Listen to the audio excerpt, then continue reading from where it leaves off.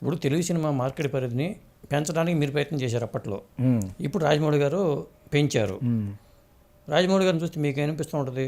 Is excellent director, excellent మనిషి కూడాను, very very nice.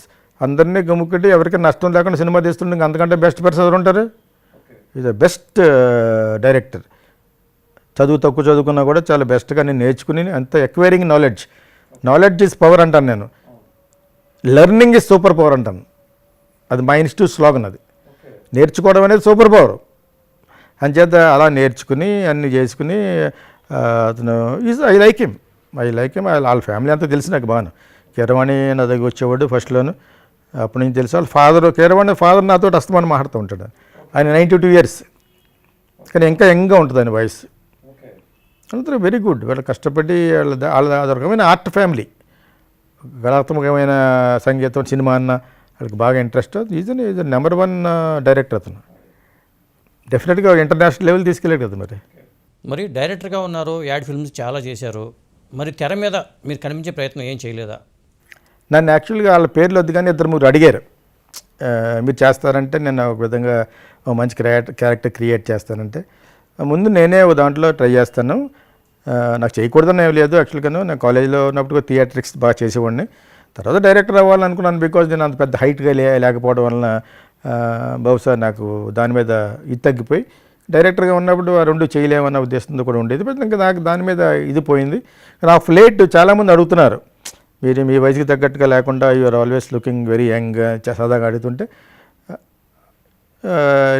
జన వాయిస్లో దేవుడు ఉంటారంటారుగా, అలాగానే ఏమైనా అంటున్నారా అని నన్ను నేను ఆలోచించుకోక, so why can't do different character అని ఒక క్యారెక్టర్ కన్సీవ్ చేస్తున్నాం యాక్చువల్గా. ఆ క్యారెక్టర్కి దాంట్లో ఒక 13 ఏళ్ళ అమ్మాయి చేయాలి ఒక క్యారెక్టర్. అది కొంచెం సస్పెన్స్గా ఉంచాం, చెప్తే మీకే ఫోన్ చేసి చెప్తాను ముందు. ఓకే, ఆ క్యారెక్టర్ ఒక స్టార్ కూతురు, ఒక పెద్ద ఒక 20-30 కోట్లు తీసుకున్న స్టార్ కూతురు నాకు నచ్చింది. సో ఆ అమ్మాయిని అడుగుదామని, ముందు వాళ్ళు ఒప్పుకుంటే ఆ సబ్జెక్ట్ చేద్దామని. అది కూడా ఎందుకంటే అది తనైతే బాగుంటుందని. మరి అటువంటి అమ్మాయిలు ఇంకా దొరకదా అంటే దొరుకుతారు. నేను చెప్పాను కదా, ఇమేజ్ ఉండాలి. ఇప్పుడు అదే ఇమేజ్ ఉండేవాడు కావాలి. ఇప్పుడు ఇమేజ్ మనతో పాటు మిగతా వాళ్ళు కూడా ఉంటేనే ఆ సినిమా జనాలు చూస్తారు. ఇప్పుడు ప్రజలు అలాగ అయిపోయారు. Instagram, Facebook, social media, electronic media, print media last అయిపోయింది ఇప్పుడు. అవును, అదే అంతే. ఇవన్నీ చేసుకుంటూ ఒక 70-80 లక్షలు ఖర్చు పెడితే, నేను ఈ మధ్యన పీవీపీ గారిని ఎవరినో కలిశాను, ఏదో ఆధ్వర్యంగా. ఆయన అమెరికా నుంచి వచ్చి చాలా సినిమాలు చేసి చేతులు కాల్చుకున్నారు. బ్రహ్మోత్సవం లాంటి సినిమాలు, పెద్ద పెద్ద సినిమాలు. ఇప్పుడు సినిమాలు మీరు కూడా తీశారు, సినిమా తీయటం వల్ల ఎందుకు చేతులు కాలుతున్నాయి?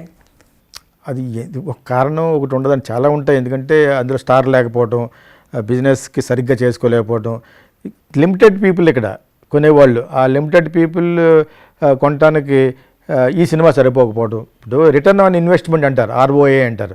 రిటర్న్ ఆన్ ఇన్వెస్ట్మెంట్ రాని సినిమాలు తీయటం వేస్ట్. మరి మీరేం తీసారంటే, నాకు రిటర్న్ ఆన్ ఇన్వెస్ట్మెంట్ రావని ఎప్పుడు అనుకోలేదే. నేను కాఫీ బార్ తీసిన డబ్బులు నాకు వచ్చినాయి.